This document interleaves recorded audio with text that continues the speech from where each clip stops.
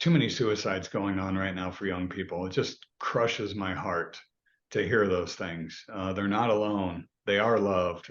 They are valuable. They were made for a purpose. Those are the things that I would speak into those lives of the young folks.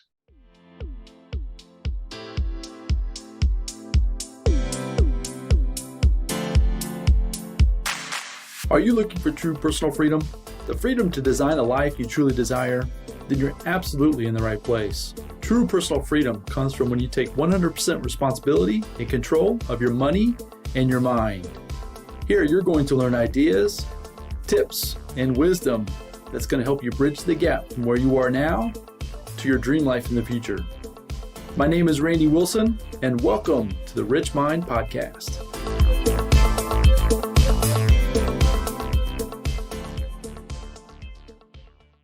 All right, everyone. Welcome back to the RichMind Podcast. Today, coming to you with another fantastic guest. I'm super excited about this conversation. This gentleman was he was a guest actually on a friend of ours or friend of mine, their podcast, the All In Mindset podcast. Justin Dorff and Greg Young.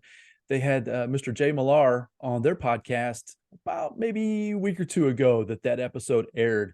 And I listened to that and was blown away. The stories that this gentleman can tell, the passion that he has that comes across, and his message was just super powerful to the point where I reached out to Justin and Greg and said, hey, is there any way you can get me a connection with Jay? I just think that the message he brings, like I said, the passion that he has, I think it'll be a very fun conversation. And I hope that you, the listener, will find value in the conversation that we're about ready to have. So as I mentioned, today I have with us Jay Millar.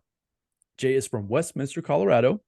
He's actually the author of Be a Hero in Your Home, and I've got a copy of it here. He was gracious enough to send me a copy, it's a fantastic book, the ultimate playbook for men to succeed at home, work, and life. And we're going to get into some of the details of what that means and some of the impact that he's having with this book.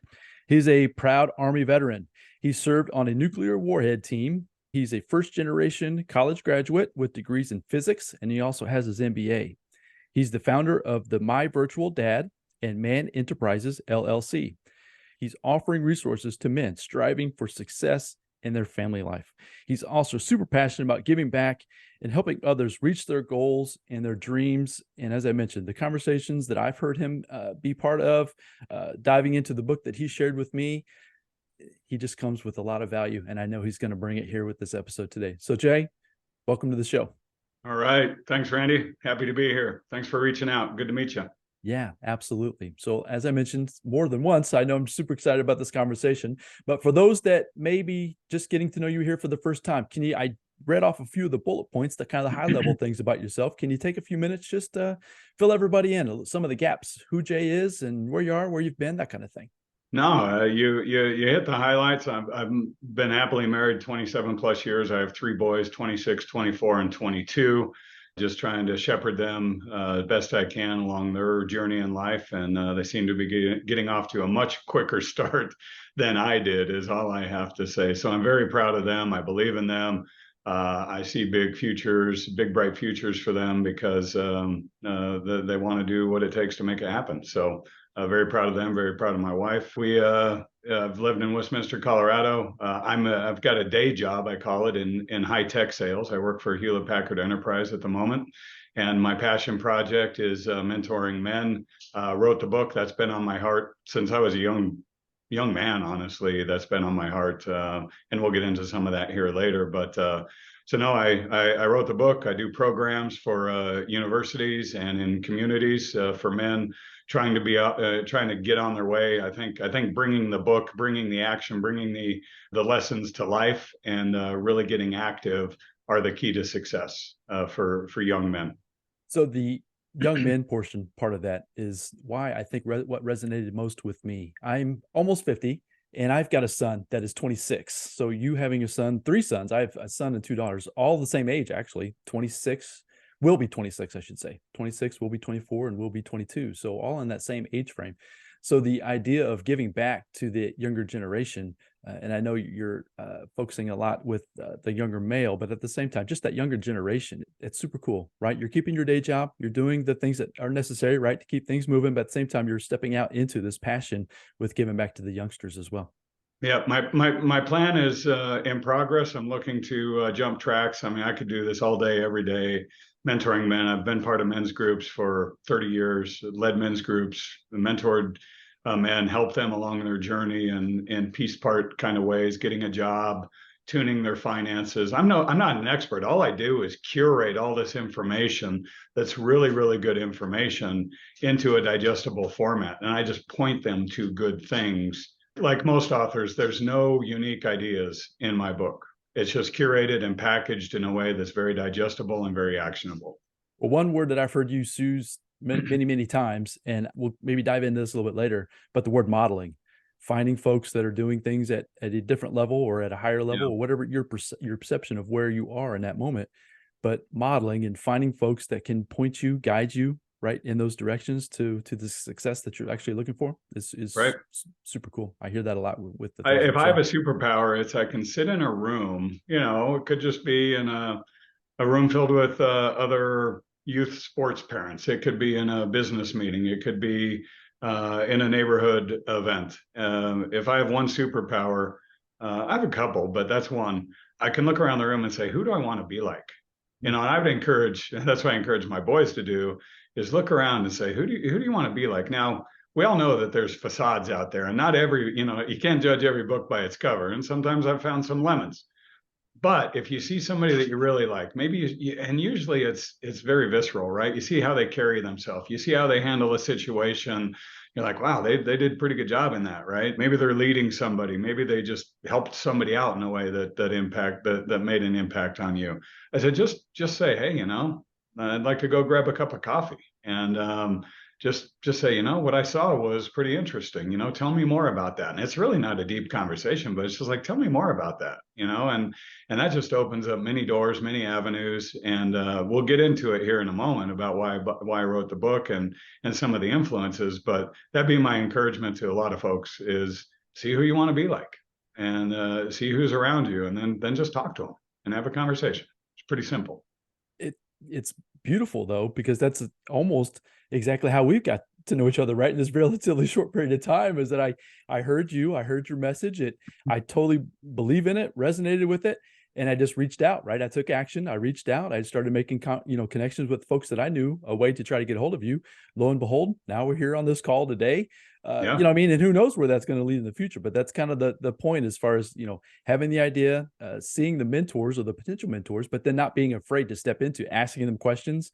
It doesn't have to be super deep, super anything, right? It doesn't have to be weird. It doesn't have to be anything. Just, hey, what do you know about so-and-so? What do you know about such and such?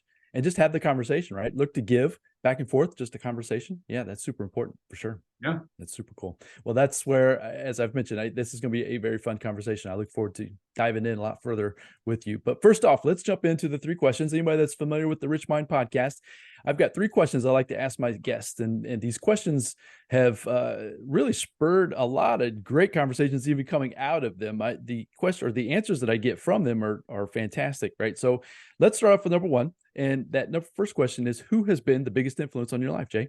Yeah, and I've been holding off because I knew the questions, and we could have gotten into it about 3 minutes ago or 4 minutes ago. But I have a twofold answer. It's really interesting that you ask that. I mean, I think the biggest influence on my life has been my older brother. My older brother, Dean. He's been awesome. I mean, especially when we were young in our formative years. He coached and guided me. I mean, examples, right? He helped me get buy my first car, right? He was kind of the bank for me, right? It was a 1975 Audi Fox. It was a terrible first car. It had so much maintenance to do, but I think it was, if my memory is right, it was like $1,500. And he was the bank, and I had to pay him, $100 a month. And he taught me, okay, the discipline of tracking and, sticking to your word. And so I had to pay him back. And he helped me out with that. So he helped me with a lot of things, just guiding me. He's 4 years older than me. He's just been I'm blessed to have a brother. If I didn't have the brother I have, I could be on such a different path. So he really looked out for me. But I think the biggest influence on my life, the biggest thing that changed my life, and now we're getting back to the book of Be a Hero in Your Home. And I'm going to say a lot of stuff. Anybody can find beaheroinyourhome.com is where you can find information. It's pretty easy to find. And you can contact me there as well. But when I was about 22, so I'd been on the nuke warhead team. I had to get the GI Bill to be able to self-fund college. So I was only in a little over 2 years. So I think 18 and 19, I'm in the Army, and then 20 through 24, I'm in college. And I was about 22, went to the University of Colorado, best football days at the University of Colorado. And we had an arch enemy. Well, Nebraska was, but we also had Notre Dame. And Lou Holtz was the head football coach at Notre Dame at the time. And this is before YouTube. I still can't find this quote. I've looked for it. I'm going to someday it'll pop up somewhere. But I walk by the TV and I hear him say this, and he's talking about how he's talking to recruits, and he talks to, kids that he's mentoring and leading and guiding. He says, there's only 3 things that will change you from where you're at today to where you're going to be 5 years from now. And it's the people you meet, the books you read, and the dreams you dream. And I know he borrowed that from another motivational speaker in the 60s, Charlie Tremendous Jones. And I think he added what Charlie Jones said, the books you read and the people you meet are the main things that will change your life. But I internalized that because I was really mad at my dad. So I grew up in a home with domestic violence and alcoholism. We didn't even cover that yet. So that's why my brother was such a big factor in my life, because I didn't have a dad, and we had things. I was never physically harmed myself. My father passed 26 years ago. We had the best relationship we ever had. We were at peace. There was forgiveness, but during that time of growing up, it was not for the faint of heart, especially for, a young boy, 0 to 10. I think my dad was an alcoholic my entire life. I think when I was born, he was an alcoholic. So I never really knew a good father. And so I didn't have a father speaking into my life. And when I joined the Army without talking to anybody, I just did it, Randy. I mean, I didn't have an advisor. I didn't, hey, Dad, you think this is a good idea? Hey, Mom, I didn't talk to any friends. I just did it. And that struck me as really, really odd. Like, hey, here is a major, and it's one of the best life decisions I ever made. And thank goodness it went in the right direction, right? Because I'm like, here I am, I'm making these major decisions. I had a step grandfather who was a wonderful man. He's passed as well. He helped me with some dreams and some visions of going to college, which was new for our family. We didn't have that. So I was dreaming bigger. And when I heard Lou Holtz say that, I was mad at my dad. I'm like, look, I'm trying to get through these things. I'd love to talk to somebody. How can I get through college? How can I start to, find a way to begin to build a career plan, right? How can I earn money? And I was just mad. Like, I don't have anybody to talk to. I mean, my brother was there and he's so good, but I was like, where's my dad? And I was really angry. Like, where the heck are you? Come on. Am I going to have to do this whole life thing just by myself? And so boom, that's when I hear the Lou Holtz quote, the books you read, the people you meet, and the dreams you dream. And I internalized that. What that did for me, Randy, is it put me in action. I was like, okay, my dad's not showing up.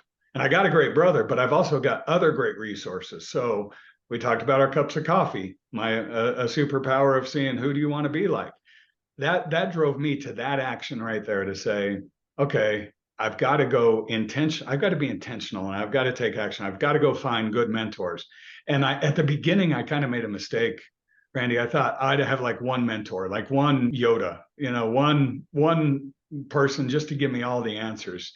And what I found was I've got a whole team of advisors. Maybe a friend is good. I've got a friend who's really good at like building nonprofit boards, and he started schools and organizations and run them. He's really good at that. I'm building my nonprofit, so I'm going to him for advice. Somebody that's good at maybe taking care of their body, right? Just health wise, good, just like the all-in mindset, right? with Justin and Greg, hey, how can I get better at that? So I found this. I've got advisors in different areas of my life, and I really go seek them out, and I get advice from them in that way. So I think Lou Holtz and that quote even though Lou Holtz didn't invent it, he's the one that introduced it to me. So I give him credit. And it really put me into action. So that was the foundation for my life, from the early 20s on of I got to get out there. I can't, it's just not going to fall in my lap. I can't be passive, because one of my biggest sin that I make is during critical times, I've been passive. And I've got to be a man of action. I still make that mistake today. So there's some times when I should lean in and I'm like, no, this will kind of blow over. And it doesn't. And I was like, man, I should have taken action right then. So it's art and science blended together, but Lou Holtz is the biggest influence. Yeah, that's fantastic. So the idea of the mentorship, I'm a seeker of mentors myself. I always thought that it was going to be like a one-on-one, like you were talking about, somebody like really close to me that would be that for me. But as I've evolved in my personal development journey, yeah, you're right. You've got like you called it advisors, right? You've got different advisors for different, but they're virtual. That's the beauty of the world we live in today, is that you literally can find mentors that may or may not be one-on-one directly with you, but at the same time, you can pull that wisdom from them, right? Their experiences, and then start to take action. That passivity, it's tough. It's tough, right? Because it feels good to just kind of let it ride, right? Just let it go, let it ride. It feels good at the moment, but at the end of the day, a lot of times you're right, that doesn't necessarily get you the results that you're looking for. And it's always hard. I have those moments as well. You're standing right in front of a decision moment and you're like, okay, do I or don't I? Do I or don't I? What would so-and-so think? What would so? And then it's like, okay, you just have to lean into it. Like you said, I love how you said that. You just have to lean into it for sure. Yeah, I mean, one of the things I learned, and I've done a lot of, I've been on the personal development journey since then, since I knew I had to be a man of action. But one of the things, I've done some counseling, and growing up in a home with an alcoholic, I learned that it's a common trait, because you'd walk in the house and you're like, what kind of dad am I going to walk into? So you would just walk on eggshells and like not want to rock the boat. So that passivity is kind of learned. Like you put your head down and you just hope nothing happens because you don't have control over it. So that's a common trait for people that grow up in environments where there's substance abuse. To be a people pleaser, just say, make sure everything's okay. I'm not going to rock the boat. And so you learn things like that along the way. I guess the reason I say that is it helped let myself off the mat, because I was really brutal on myself. I was not very forgiving. I was like, Jay, there's these 2 or 3 critical things where you didn't step up. And I was really mad at myself. And I was like, you know what? You just gotta forgive yourself a little bit. Self-forgiveness is so much harder than forgiving other people in my mind. But go easy on yourself if you do have those traits, and keep learning along the way. We talked about a couple of times. We're going to dive in a little more about the meat of the matter with your book and things, but just to kind of put this in your mind too, as far as the ability for us to kind of collaborate together, as far as the idea that my father, you mentioned in your book, there was different levels of father. You mentioned a couple of times that your father was an alcoholic and just a struggling with that. My dad it was never good enough. It was sports. And I was always trying to live up to his expectations in sports. And I never got there until my story was until my senior year. I finally had that breaking moment when I realized I wasn't going to ever live up to his expectations. So that 18, 19 year time frame, like you're talking about, and I snapped. I almost joined the Marines. It's like you said, you joined the Army. I was multiple conversations into the Marine recruiter to joining the Marines because I didn't know what to do. I had no idea. I had nobody to talk to. The person I felt that I trusted forever and ever and ever, it felt like at the moment that he was just not the person to go to. So that was very tough. My point being with saying that is I get that moment, those moments of looking for those mentors, trying to figure out exactly where to go, how to navigate those tough moments in life. I know is exactly where you're at today with trying to give back through this book and through your coachings and your teachings and all that kind of thing as well. So I just wanted to point out that was similar in our stories as well in that early time frame. In some way, I mean, when I was 22, I thought I had the worst life. Not that came off too strong. I thought I had a really tragic story. And let me put it this way: today, I think my story's nothing. I mean, I think we've all got messes, and that's what I talk about in like the first third of the book is we're all messy. You're not alone. You can get through this, right? Nobody's got a perfect life. In social media world today, it's like, stop comparing your imperfect life to the perfect life that you see on social media. In my day, there was no social media, so it was more taboo. We didn't talk about alcoholism. We didn't talk about mental health. We didn't talk about abuse. It was silent. And I'm glad we've got some of those topics on the table these days. But I have a friend who he's made it to the NFL. Randy, you talk about not being enough. His father has never gone to see him play. It's just Wow. not enough for whatever odd reason. I topped out athletically at junior varsity. Actually, that's not true. I got a couple of varsity letters, but my boy's nickname for me is JV, since that's where I topped out athletically. They even have a hand signal. You got to do it with your left hand, and it's a J and a V. JV, I love So that. they buy me That's monogrammed awesome. golf balls with JV on it. And I say that my kids are very talented athletically.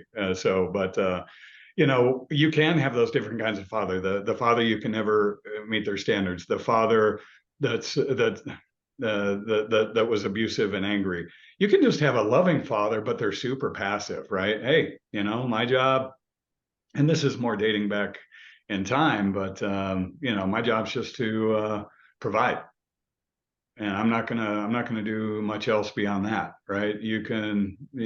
All these different types of fathers. The point is, we all got one. We all should try to have a relationship with them, but it doesn't always work out, and you're not alone, and it's okay. I love that. I love that.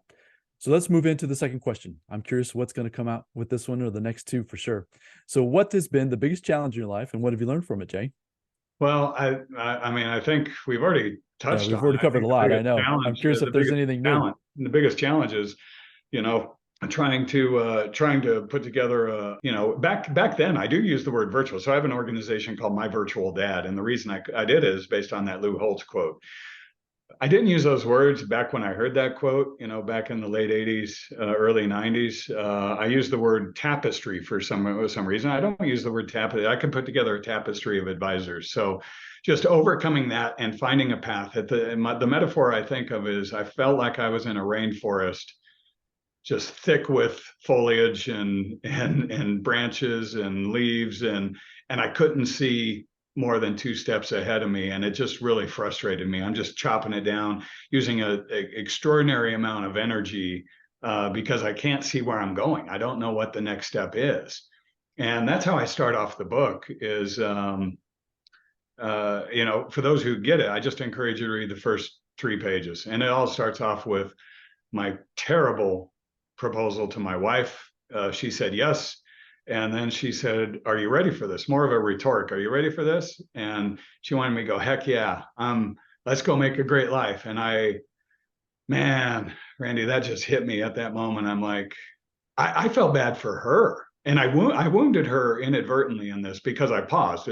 Men, if you're proposing and they say, "Are you ready for this?" Don't pause. She thought I was doubting her, and all my doubt was self-doubt. The doubt was coming from inside. I was like, I love you. You're the biggest supporter of me. You're the best relationship. You're the relationship I need the most in my life, and the most important relationship. I don't want to hurt you, but I think I'm going to hurt you, and here's why. I don't know what a good relationship looks like. I don't know how to build a career. I don't know how to run my finances. My parents had filed for bankruptcy multiple times. I don't know how to build a group of friends. That's one thing that makes me saddest about my dad was he didn't have any friends.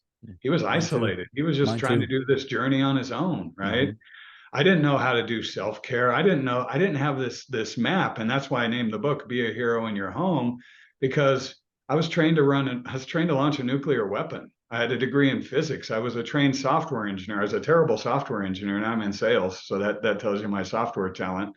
I was trained in all these other areas of life, but I don't have any training to be successful inside my own four walls. So that's the basis of the book. The first third is just to say we're all messy, and it's cruddy. It's cruddy that we're all messy, but that's the reality. But as you've learned in your self-development journey, and I think I attribute this to Tony Robbins, somebody else probably said it, life doesn't happen to you, it happens for you, right? So all these things, now I'm super grateful. I mean, I would love a relationship with my dad, but if I didn't have the dad I wouldn't be the man I am. I wouldn't love and adore my wife. I wouldn't be so committed and passionate to helping other men. I wouldn't be on the journey that I am. I'd be on a different journey. But so I'm grateful for it because now it's part of me, and it's what I want to overcome, and it's what I want to give back to the world. So it becomes part of your story of who you were in the past. And yeah, same here. The only regrets I have is I wish that we could have been closer, my dad and I. My dad has passed. He's been gone now since 2016. And I wish we could go back to those early teens, late teens, early 20s, and just have some conversations. I wish I could have pulled more nuggets of wisdom out of him. I knew he had them, or I think he had them, but I was always afraid to dig in because of that, always feeling vulnerable to whatever backlash of I wasn't good enough, or I need to do this and you should do that. And it's like, why aren't you doing it? I mean, those are the things I would get pounded with every time I'd even try to approach him with a question, to the point where that passivity, you mentioned that at the beginning, I just was very passive in our relationship. But that has, like you said, towards the end, that has molded me to who I am today. I tried to not be that way with my kids. I try to be almost very transparent, right? I try not to hold back any lies. I try not to hold back any truths, anything I've ever done. I try to love them passionately, but give them enough grace to understand that it's messy for them too. And they're all trying to figure it out. Anyway, so yeah, that whole past molded us to who we are today. And it's some of it is unfortunate, but at the same time, it's good at the same time. Yeah, I'm like you. I'm just sad. I wish I had a everybody wants a relationship with their father at some level. And not everything's a daddy issue. I mean, but it's a core element of our formative years for sure. So yeah, I'm just sad. I love him. I love my mom. Always would love closer relationship and more relationship with my dad for sure. I get it. I totally feel the same way. So let's move on to the third question. And once again, we've already covered a lot in just a few minutes here that we've been together, which is why I knew this was going to be a super powerful conversation. But you've referenced a few times about being in that 18, 19, 20-year-old-ish life frame and not necessarily having any idea which direction to go, who to talk to, which is where this question came from, because this is a passion question for myself. I always try to give back as much as I possibly can. But if you could go back to that same time frame, knowing what you know now, to those out there that might be listening, that might be kind of muddling through the same messy life that we're dealing with, is there a nugget of wisdom that you wish you would have known then that you've discovered today? I think the first thing I would share, and Randy, that's the entire basis for the book. The book is a letter to myself. It's like a letter to my 25-year-old self. And as I was writing it, actually, I started writing it when I was around 50. I just turned 56 not long ago. It took a while to get it out. It was very cathartic to get it out, but I was like, okay, if I wrote this to my 20-year-old self, what would I write? And then I was like, darn, I got a 20-year-old myself. I can write it to him. And then I was mentoring other men who were in their 20s. I'm like, man, I'm writing this to everybody. So I had like that. I mean, that's the ideal. The ideal target is you're in your 20s. Again, you might have a loving dad. You might have a great relationship, but he might not be able to pour in some wisdom to you. You know, I'm not teaching you how to change a flat tire or tie a tie. I mean, there's really cool people out on YouTube and stuff that do that. And I love those guys. I love those guys. Think of this as a couple levels deep. And if I could go back, the first thing I'd tell myself, and it's the first lesson I learned, was I was like in my like 43-ish. And I learned that I'm not alone. I was at this leadership event with a group of guys, and there's like 20 of us. And the facilitator asked it, and this story's in the book as well. We all went around and kind of told our intro story, and then he saw a pattern. He goes, raise your hand if you've been negatively impacted by alcohol in your family life. And like 80% of us raised our hand. And as silly as it is, Randy, at that moment, it just lifted the weight of the world off my shoulders. I'm like, I'm not alone. So I felt like this backpack was just set off to the side finally. And I'd been on this personal, I told you, I heard the Lou Holtz quote when I was like 22. So here, fast forward 21 years, I'm still working on it, right? And so the biggest thing is you're not alone. And I think for my children's generation and your children's current generation, there's a lot of anxiety over, what's the next step? Do I have it figured out? Am I different, right? Am I socially accepted? All those things. And it's okay. Embrace your story. That's the first lesson. And then I'm going to expand on that, Randy, but let me pause if you have any questions or comments there. No, please. Yeah. So you're nailing it. So please And continue. then I thought, then I put myself in my father's shoes, and I said, if I kind of reverse roles, I said, if I were my father's father, so pretend, what would I wish for my dad when he was in his 20s and 30s, when he was going through the alcoholism?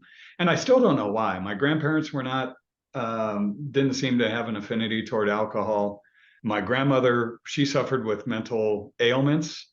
I don't think they're diagnosed like they were. She was in and out of mental hospitals. It could have been depression. It could have been something more like bipolar. It could have been she was in and out. So my dad had the crazy mom. Again, this is when it's taboo. You didn't talk about it.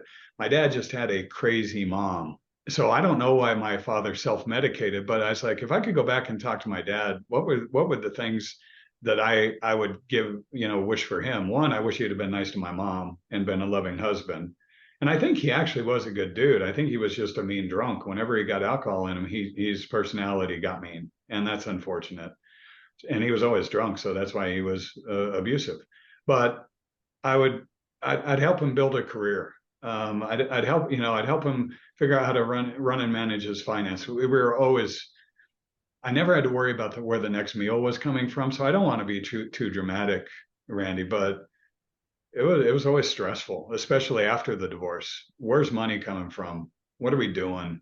I remember my mom trying to get to work one day and she didn't have enough gas in the car, where all his kids scurry around the house, literally digging through the couch cushions, looking for change, looking in our piggy banks, looking, wherever we might just drop, and we filled a sock with money, and she made it to the gas station, put in enough gas, and made it to work that day. What happens after that? I mean, I don't know, but that's kind of the existence that we were living in. So I teach him how to manage money. I teach him, I told you, one of the most things that makes me the most sad is he didn't have friends. I mean, life's hard. Life's brutally hard if you don't have a friend. And if you don't have a guide. And that's why I'm so intentional about trying to help, men who are trying to fill a gap with their fathers. And actually, I'm even helping fathers who might have like teenagers or early 20 somethings. And they're like, man, I haven't poured into my child yet. And so Be a Hero in Your Home is kind of a guide for them, and they can read it with father and son, read it together. And I think it opens up just a wonderful conversation about how to build a successful life inside the house, right?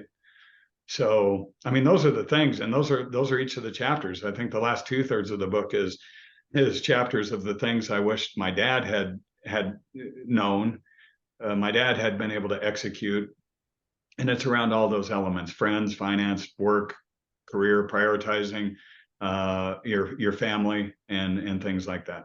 So that part of your answer resonated with me as well. And I haven't shared this with many folks at all. Just my closest family would even know this, but my grandmother, so my father's mother, suffered from mental illness severely.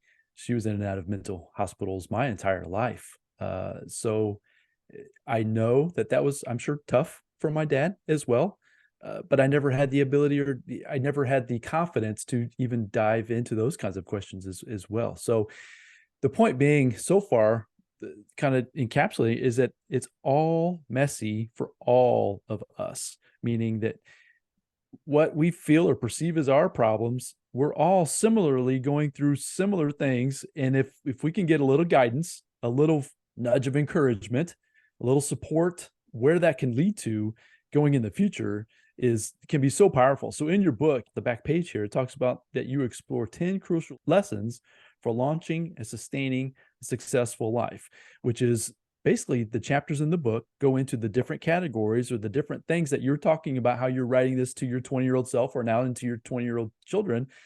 Can you go into any of those 10 lessons? We've kind of briefly talked about a few of those, but some of the more impactful ones that were for you or even for your kids. Are you seeing that? So it's like kids these age, I'm dealing with my children as well. I'm trying to guide them with what's going on in the world today. And it's changing so fast and so rapidly that it can be a little overwhelming. It can be overwhelming for all of us. So is there anything within those 10 lessons that you're really sharing with your kids, or even the people that you're in contact with mostly? Yeah, I'll talk about three things. One, if I'm talking to 20 somethings and like, maybe they're lightly dating as an example, they're like, hey, Jay, I don't even have a home yet, right? I just graduated. I got my first job, and I don't think I really need that. And I get very passionate at that moment. I'm like, look, to get into college, you didn't start thinking about college the day you started college, right? You started thinking about it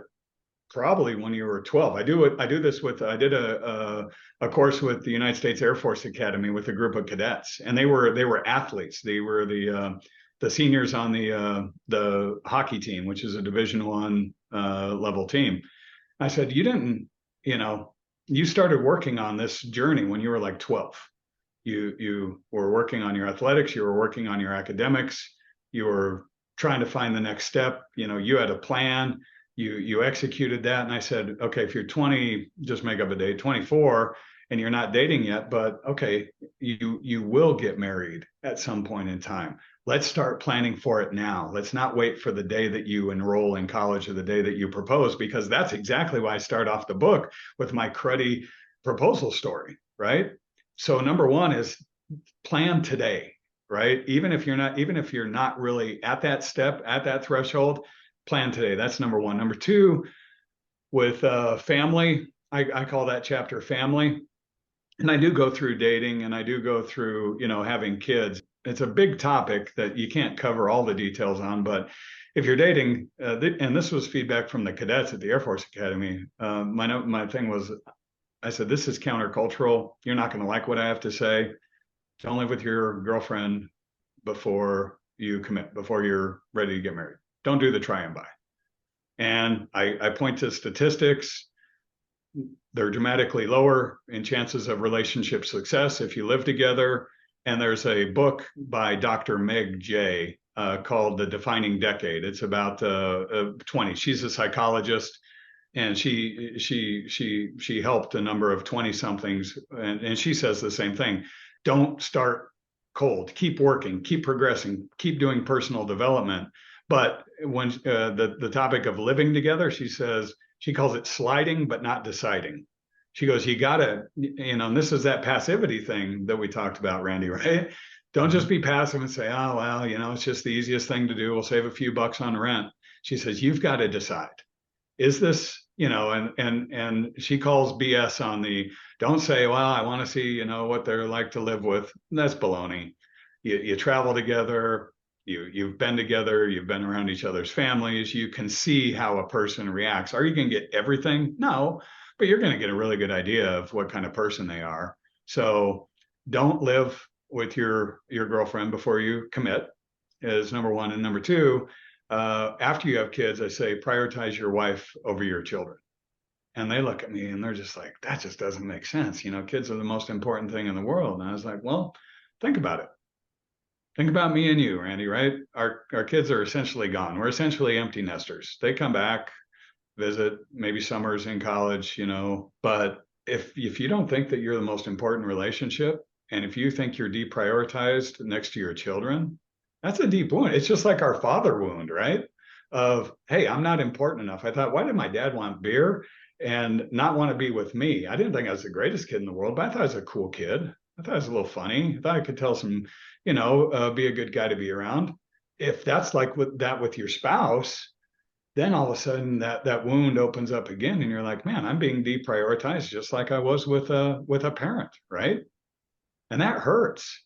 So if you have a great, if my dad had loved my mom, me and my siblings would have flourished because we'd have been in a safe environment. We could have gone out and explored and tried and failed, and just like you said, had grace and truth, right? We would have gotten grace and truth from our parents. Like, hey, man, you made a mistake. We all make mistakes. It's okay. You're going to be okay. But giving you some truth along the way too, right?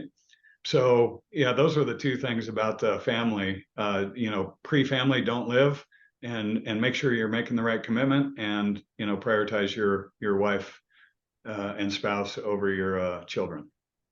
So that last comment about the spouse over the children, is spurring a question in my mind. I'm just curious. This is almost just like one-on-one. It's just you and me talking, Jay, where no one else is listening to us. But I'm just curious what you think, because this was kind of an epiphany for me as we started to become empty nesters.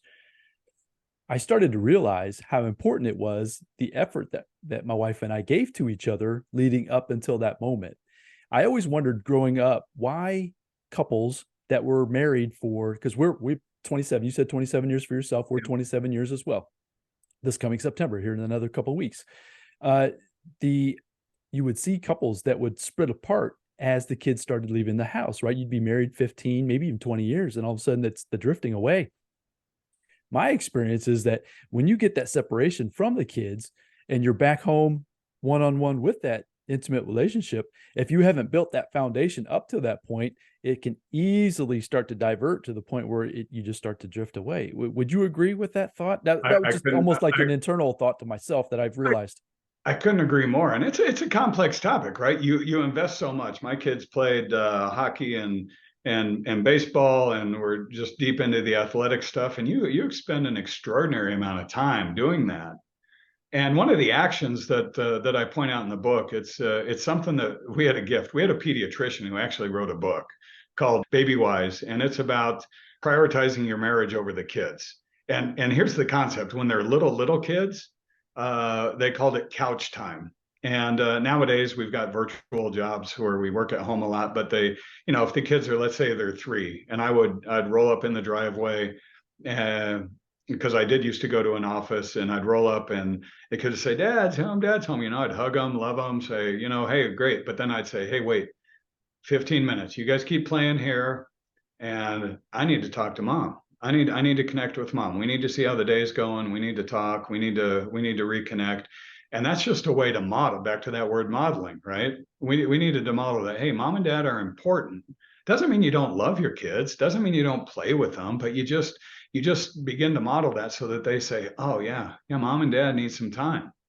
And you do that with date nights. The way we fit it in with youth sports, because it was so crazy, Saturday morning, dropping them off before a game, how they have to get there like an hour early and warm up and be with their team.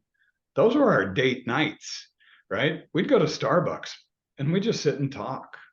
We didn't have to watch the kids. They'd be with their coaches and their teammates and doing what they do. That wasn't a date night. We weren't going and getting wine and having to get a babysitter. That was our lightweight, intentional time. So you got to be creative about how you do it.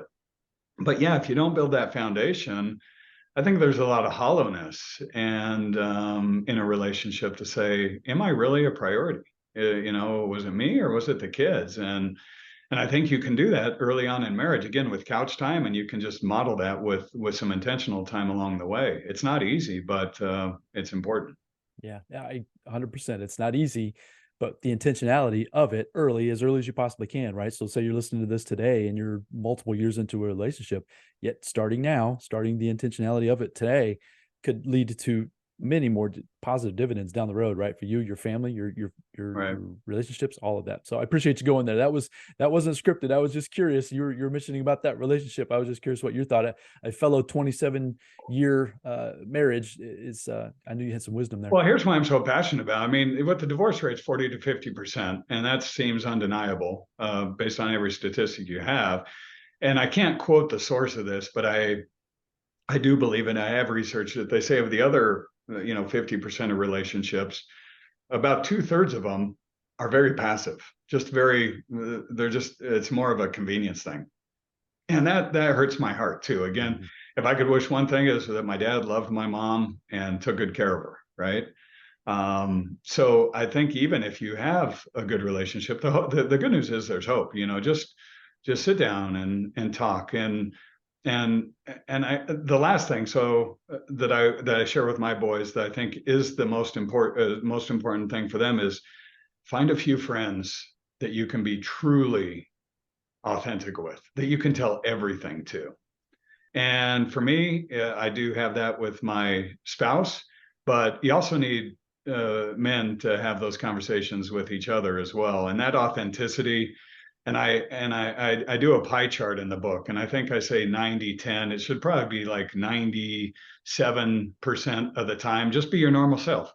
Go out and show the world your confident self. Hey, I'm I'm going to kick butt and take names, and I'm going to do a good job at work, and, I'm going to be a good neighbor, all that stuff. But 3% of the time, we need to get off the treadmill of life. We need to, if we're with our buddies, whatever we like talking about, music, sports, politics, whatever, stop talking about that and just say, how you doing? Are you doing okay? Right? And so that's part of my programs, like I did with the Air Force Academy. I'm keeping this group of guys together for 3 years.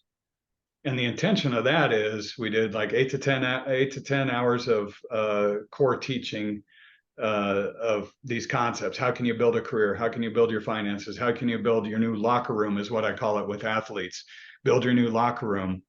But then every 6 months, we're going to check in and talk about how you doing, right? What's your biggest stress?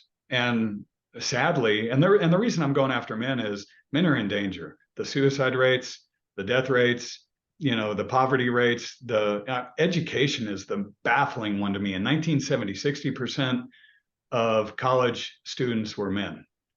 50 years later, 60% of college students are women. It should be 50-50. And men are going down and people say, well, why do you have programs for men, Jay? And by the way, the entire book would be perfectly applicable to women. It's good nutrition for women. The reason I chose men is because of the program that's behind it. I sit in a group of 10 men and we're authentic. Like, man, when I was getting married, I didn't have anything figured out. I felt so scared. I screwed up. And to say that man to man is easy. I couldn't carry that conversation in a group of 10 gals, Randy. It just wouldn't be right. I can do mixed groups, and I'm looking for a partner to do some of these programs for like groups of women, because I think all the lessons are good nutrition. There's nothing that anybody, I think, would debate on those, but find those friends where you can just say, you know what, I'm scared, I'm angry. I didn't, other than my brother, I'm really angry at my dad. Here's why: he didn't show up. He didn't do this. I feel alone. I'm in the rainforest.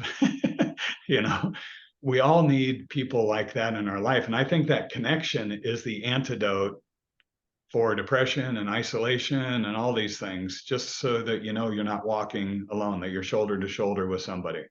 No better feeling than that in life. 100%. So that's where you're spearheading this vision, right? Casting the net, trying to capture as many people as you possibly can. So go into a little bit more detail about the My Virtual Dad. We've been talking a lot about the book. Is that more of when you're getting groups together? I just have questions about that. Can you go into a little bit more detail what the My Virtual Dad is? Yeah, it's a good thing. So my overall entity is called Confident Man Enterprises. And that's just kind of the overall. And then I've got the Be a Hero in Your Home, the book and what's going on with that. I originally launched some courses through My Virtual Dad.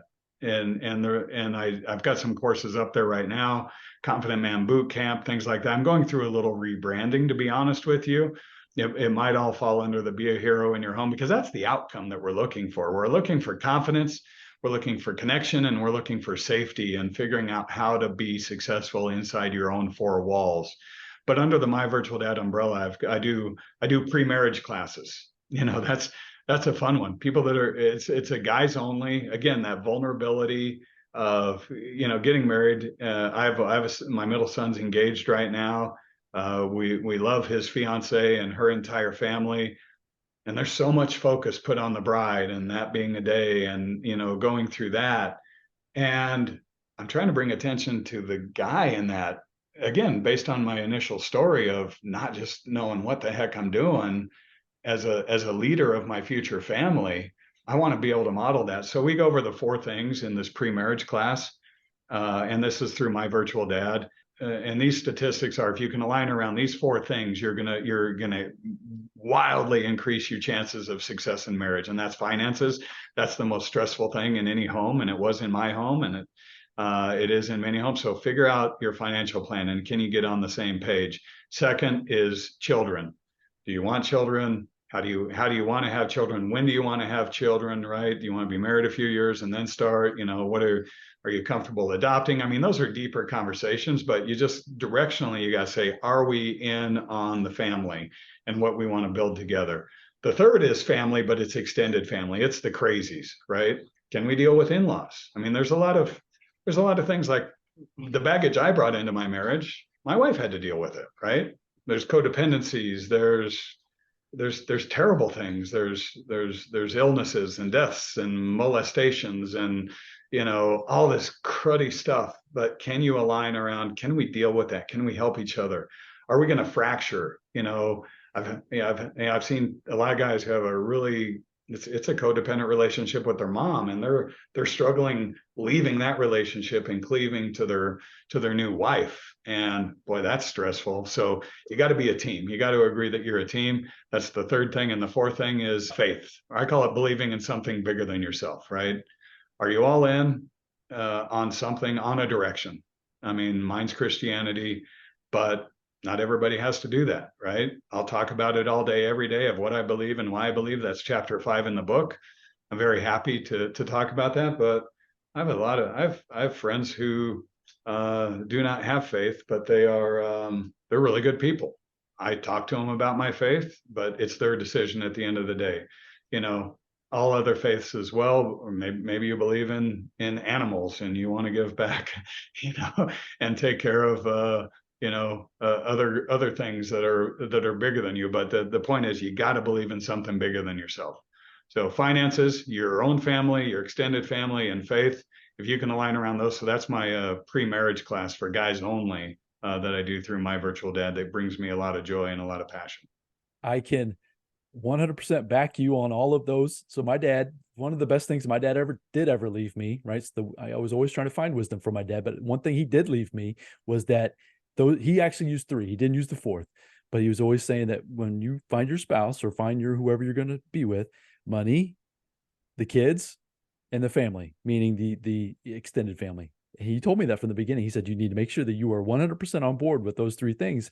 And if you are, your chances of success will be high. If not, you need to go to work and figure out where you can come to a compromise with those 3 things. Those are the things he shared with me. So I contribute that to my success with my wife, because we had those tough conversations in our early 20s before we ventured into the marriage and the kids and then all the stuff that comes along with all of that. And I've also tried to share that with my family as well. So I appreciate you sharing it. And it sounds like a huge passion for yourself. Yeah, I mean, and again, that vulnerability for the guys only. I also encourage couples to do pre-marriage classes together. I mean, that it facilitates that conversation together about your beliefs and where there might be gaps. I mean, my wife and I took, when I got married, I grew up Catholic. I'm not a practicing Catholic right now, but we did it in the Catholic church, and there was one couple that I forgot what the topic was, but they got into a big heated discussion right there in the class, and they walked out and they never came back. I don't know what happened to them. I hope they worked through it, but my second hope is they found a big enough gap that they didn't get married, and it's better to find that out before than muddling through that through 5+ years of marriage where you're just not aligned and you're miserable. So you just coexist. Like you mentioned, yeah. I see that so many times. People are just coexisting because they didn't have those tough, challenging conversations at the very beginning. So yeah, that's super powerful. And yeah, glad you shared that as well. So as we start to come to a conclusion for this discussion, and I knew this was going to be a lot of fun, and I've got so many other questions I want to kind of dive into, but I know at some point we need to start bringing it home. But is there anything else, anything on your heart that you would like to share with the listeners? Anything that you're dealing with, even with your children, or anything that in your close proximity that you just feel would be powerful for people to listen to today? No, I mean, with my children and with the groups of men that I'm dealing with, I just see a lot of anxiety, and I call it social media anxiety. And again, just this FOMO, fear of missing out. I see a lot of that. I see a lot of pressures that I know I didn't have as a young man.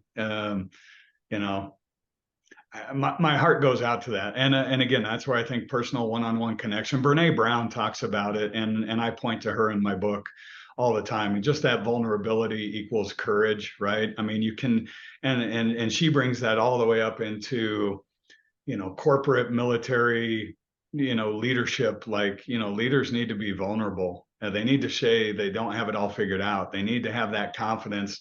And once they do that, I mean, Randy, I'm guessing you're like me. Whenever you've sat down and I say, hey, I grew up in a home of domestic violence and alcoholism, I get the me too all the time. Mm-hmm. Man, I'm glad you shared that, because I grew up in something that was tough too, right? And it makes me feel better now that I can talk to somebody about it a little bit. And when we can articulate it and we can put words to it, we can take power over it, right? Instead of it just swimming around in your head, playing over and over the same kind of negative things.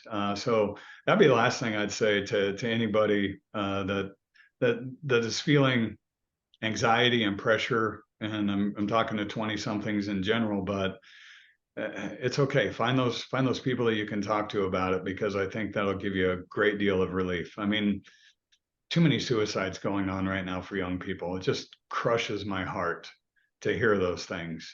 They're not alone. They are loved. They are valuable. They were made for a purpose. Those are the things that I would speak into those lives of the young folks. Love it. Love it. So if there are 20 somethings, or even as we talked about, you mentioned you're 56, I'm almost 50 myself, right? So just men in general, right? That we're finding and realizing that, yeah, Jay is somebody that I need to get in my corner. I need to get more around folks like Jay in his My Virtual Dad type of experiences. What are the best places? We've talked about the book several times. I'll have a link in the show notes, folks, for you to go grab a book to support Jay and the mission that he's on, supporting young men. What are the best places for people to get in contact with you, Jay? How can they get to know you better? Easiest one's beaheroinyourhome.com is the easiest. And you can send me a direct note, jay@myvirtualdad.net. So that's a trick. Don't do the .com. jay@myvirtualdad.net. And that's the email I respond to, and happy to take any questions. Or if anybody's bold enough, say they want to have a cup of coffee, virtual cup of coffee, we can do that too. I'll offer that. That would be, folks, take him up on that. As I mentioned at the very beginning of this message, it was just a quick tag, meaning that Justin kind of reached out to Jay, and Jay quickly responded, and we quickly jumped on a call prior to this. And my point being is that he's very responsive, and he means that wholeheartedly, that he will be there to support you in any way that he possibly can. Look Jay up on the internet, right? Go to the beaheroinyourhome.com. Go find the book, go find the programs that he has involved. If you're feeling any type of anxiety, depression, anything like that, if you're a young man and you're not certain on which directions to go, I think Jay is going to be a tremendous resource for you moving forward. I wish I had it back in the day. I sure do. It's been a lot of trial and error of my own. And I'm seeking, and I'm trying to, that's where your story resonates with me, because I'm trying to give back as much as I possibly can too, with what I've learned, even though I don't have all the answers as well. I try to definitely give back. So Jay, I really appreciate your time today. This has been a super powerful conversation. Hopefully maybe you'll have a chance to maybe jump back on here with me again. I'm sure we can go into so many more different I'd love to do it. Sure. I'll be here. Fantastic. That's great. So folks, go out there, support Jay, Be a Hero in Your Home, the book, The Ultimate Playbook for Men to Succeed at Home, Work, and Life. You can find that on Amazon, and reach out to Jay. Get connected with him on wherever platform you are most active on, and look forward to this episode launching. This will be super powerful, and I know it's going to resonate with a lot of people, just like it did when I first met Jay the first time. So folks, go out there, have a fantastic day. I look forward to bringing you another guest here very soon. Until the next episode, bye now.